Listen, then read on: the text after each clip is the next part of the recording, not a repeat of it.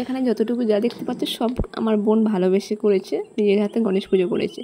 তো ভিডিওটা ফুল দেখতে থাকো প্রথম থেকে, আর ভালো লাগলে প্লিজ সাবস্ক্রাইব করো, পাশে থেকে। বোন আমার উপর খুব রেগে আছে, তার কারণ হচ্ছে কি আগের দিন রাতে বোন আমাকে বলেছিল দিদি 4টের সময় অ্যালার্ম দেবে, ভোর 4টায় আমি উঠবো, উঠে গণেশের জন্য লাড্ডু আর মোদক তৈরি করবো, তুই আমার সাথে সাথে থাকবি।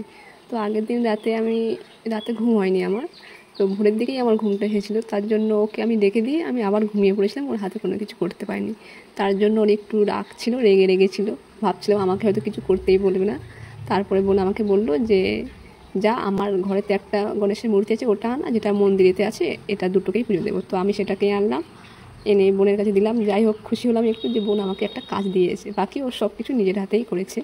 তো বোন খুব খুশি হয়েছে যে নিজের হাতে সব কিছু করে পুজো দিয়েছে। আর ভাই এদিকে 5-এ পড়ে আর ফুটবল খেলা প্র্যাকটিস করে। তো আমি ভাইকে বলছিলাম তুই যদি কোনো দিন পড়াশুনো বা খেলাধুলো কিছু করতে না পারিস তো গরু ব্যবসা ছাগল ব্যবসা করবি। তাই ভাই খুব রেগে গেছিলো।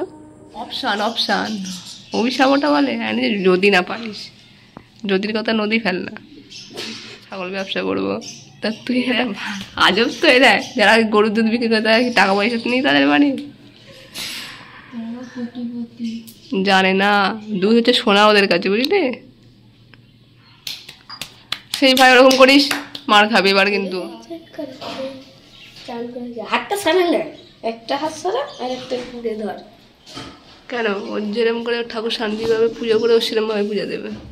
বোন গণেশকে ভাই বলে বলে ভাইও গণেশকে ভাই বলছিল। তো বোন স্নান করাচ্ছে বলে ভাই কি বলছিল শোনো। ওকে দুধ দিয়ে চান করো ভাই, দাদা হোস ভাই।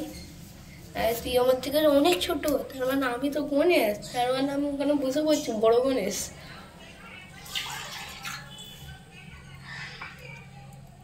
চান করাচ্ছে ভাইটাকে।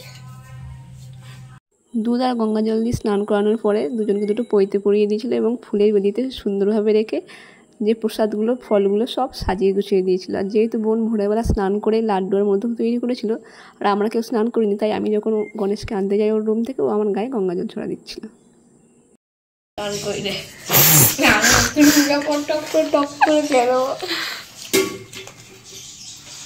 হচ্ছে বড় গণেশ,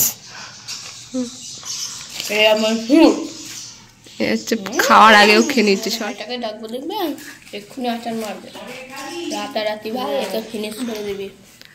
বোন অত কিছু ভাবে পুজো দিচ্ছিল আর ভাই শুধু ওগুলো খাওয়ার চিন্তা ছিল মাথায়। লাইটার কি করবি?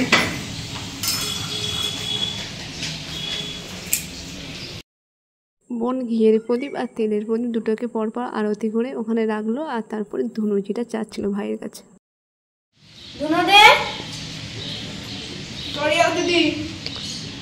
দে না, আস্তে করে দে, ফেলিস নি আবার, দাঁড়া ধর বোন ভালো করে পড়বে নালে।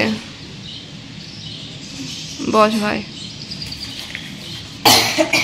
মাটির হাঁড়ি, মাটির কড়াই, মাটির এই বাটিগুলো গ্লাসগুলো সব ওর নিজের হাতে ডিজাইন করা আর নিজের টাকায় কেনা এগুলো। যদি আমি ভোরবেলা না ঘুমাতাম তাহলে আমি দেখাতে পারতাম যে লাড্ডু আর মোদকগুলো কীভাবে তৈরি করেছে। ও গ্যাসে মানে গোবর জল ছড়া দিয়ে গঙ্গা জল ছড়া দিয়ে স্নান করে সুন্দরভাবে এগুলো তৈরি করেছিল ভক্তি ভরে। তো আমি বললাম যে ব্রাহ্মণকে ডাকতে পারতিস তো, এত কিছু করলি যখন। তখন বলল যে আমি পুজো করে মন থেকে শান্তি পেয়েছি। আমি ঠিক আছে, মন থেকে শান্তি পেলে শ্রদ্ধা করলে ঠাকুর ঠিক সাড়া দেবে তোর ডাকে। পূজা তো হয়ে গেল, কিন্তু এই মাটির জিনিসগুলো তো ধুতে হবে না, তার জন্য আমি আর দিদার ছাদে উঠে গেছিলাম আর বোন ওদিকে পূজা দিয়ে স্কুলে চলে গেছিলো। আর আমার যেহেতু খাওয়া হয়ে গেছিলো, খাওয়া জামা প্যান্ট আমি ওখানে হাত দিতে পারিনি। তো ভিডিওটা ভালো লাগলে প্লিজ সাবস্ক্রাইব করে পাশে থেকো। আজকের মতো টাটা, বাই বাই।